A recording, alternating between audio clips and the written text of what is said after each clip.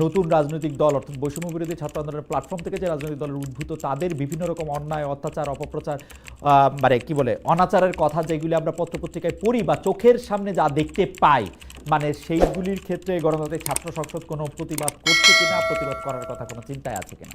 জনাব আবু বকর মাহমুদুল্লাহ। আচ্ছা, ধন্যবাদ ভাই আমার কাছে আসার জন্য আবারও। তবে আমার বাংলাদেশ গণতান্ত্রিক ছাত্র সংসদ গণঅভ্যুত্থানের শক্তি গঠিত একটি ছাত্র সংগঠন। তো আমার ছাত্র সংগঠনটা নিয়ে যখন আমি এসব মন্তব্য করবো তার আগে মনে হয় যে আমি একটু আমাদের আইডিয়ালটা বলা উচিত। আমরা হচ্ছি একটি বাংলাদেশপন্থী ছাত্র সংগঠন যারা মধ্যমপন্থা ছাত্র রাজনীতির আমরা প্রস্তাব করছি। আমরা মনে করছি যে এখানে দীর্ঘদিন সোসাইটিতে সাম্য মানবিক মর্যাদা সামাজিক সুবিচার নিশ্চিত করা হয়নি বিধায় এখানে মানুষজনের মধ্যে দীর্ঘ সময়ের মধ্যে একটা ক্ষোভ তৈরি হয়েছে। বিশেষ করে স্বাধীনতা 52-53 বছর আসলে আমরা আমাদের এই সমাজে এই জিনিসগুলো নিশ্চিত করতে পারিনি। ফলত এখানকার জনগোষ্ঠী কিন্তু 24শে গণঅভ্যুত্থানে তাদের একই ধরনের একটা স্পিরিট নিয়ে তারা কিন্তু এখানে গণঅভ্যুত্থান করেছে। তো এখন আমরা মনে করছি এখানে যে ছাত্র রাজনীতির একটা সুযোগ তৈরি হয়েছে, বিশেষ করে ছাত্রদের যেহেতু ছাত্ররাই আন্দোলন স্বতঃস্ফূর্তভাবে অংশগ্রহণ করেছে, তাহলে তাদেরকে নিয়ে এক ধরনের লেজুর ভিত্তিহীন একটা ছাত্র রাজনীতি করার সুযোগ আছে। বিশেষ করে আমি যদি এখানে আরেকটা জিনিস এখানে উল্লেখ করতে চাই, আপনার 1971 সালে যে মহান আমাদের স্বাধীনতা মুক্তিযুদ্ধ, সেই যুদ্ধের মধ্যে কি হয়েছিল বা আমরা যেভাবে দেখি বিষয়টাকে, তার পূর্ববর্তী সময় পাকিস্তান যখন এখানে শাসন করছিল তখন এখানে একটা অ্যান্টি পাকিস্তান একটা মেন্টালিটি মানুষের মধ্যে তৈরি হয়েছিল এবং এই সেন্টিমেন্টের মধ্যে দিয়ে এবং যখন 71-এর 25শে মার্চ এখানে গণহত্যা চালানো হয়, তার পরবর্তী মানুষ কিন্তু বাংলাদেশের আপামর ছাত্র জনতা কিন্তু সেই মুক্তিযুদ্ধে ঝাঁপিয়ে পড়ে।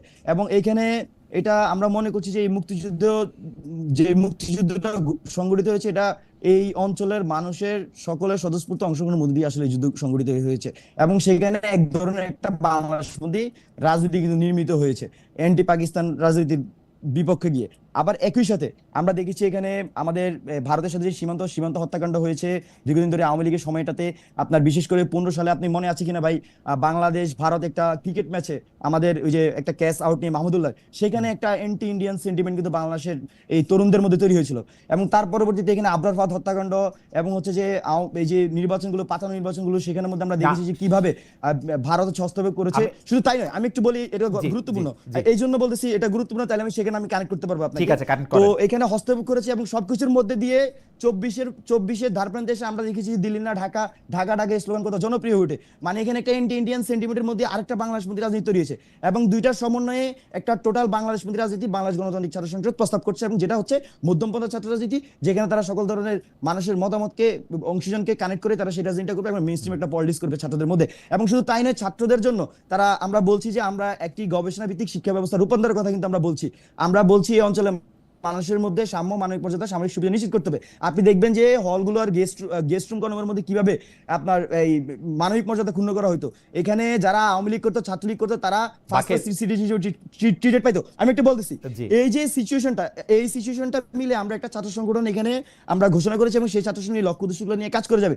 কিন্তু আপনি যে এনসিপির প্রশ্নটি এনেছেন, এনসিপি ও গণঅভ্যুত্থানের শক্তি থেকে গঠিত আরেকটি সংগঠন, যা আমরা বলছি যে তারা যদি আদর্শিক জায়গায় গণঅভ্যুত্থানের যে স্পিরিট সেটাকে ধারণ করে তাহলে আমরা তাদেরকে সাপোর্ট দিব। আমি কেন আমাদের আইডিয়াটা বলেছি এই কারণে, তাইলে আপনি এনসিপির সাথে কানেক্ট করতে পারবেন। এখন এনসিপির বয়স 3 মাস, আপনার কি মনে হচ্ছে তারা ধারণ করছে এই যে আপনি যে প্ল্যাটফর্মটা বললেন সেই প্ল্যাটফর্মটার চেতনা? আমি আপনাকে বলি, এনসিপির যে তানভীরের বিষয়ে আর্থিক ওই যে এনসিটিভির একটা আলাপ এসেছিল, আমরা কিন্তু আমাদের সংগঠন থেকে কিন্তু আমরা যথেষ্ট সমালোচনা করেছি এবং আপনি খুঁজলে পাবেন ডকুমেন্টেশন হিসেবে। যখন আমি বৈষম্য বিরোধী কাজ করতাম ওই সময় আমি এই তানভীর যে ওনার নামে সবার আগে প্রেস রিলিজ আমি বাকি দিয়েছি।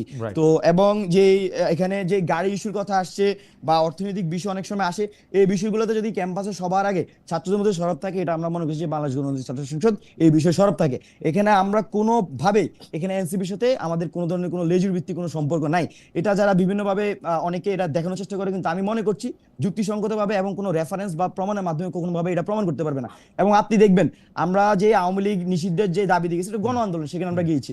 এখানে যখনই আমাদের আদর্শিক জায়গায় সেটা যেই হোক, সেটা যদি বিএনপির সাথে হয় আমরা সেটা যাইতে আমাদের কোনো প্রশ্ন নেই। আপনারা দেখেছেন যে আওয়ামী লীগের বিরুদ্ধে যখন আমরা যে কমিউনিটি আকারে ওয়ার্ক করতেছি, এই কমিউনিটি যখন জুলাই আগস্ট যে গণঅভ্যুত্থান সেই গণঅভ্যুত্থানে কিন্তু আমরা কাজ করেছি। তো এখানে কোনোভাবে এই সুযোগ নাই যে এনসিপির সাথে কাজ করলে সেই ধরনের কোনো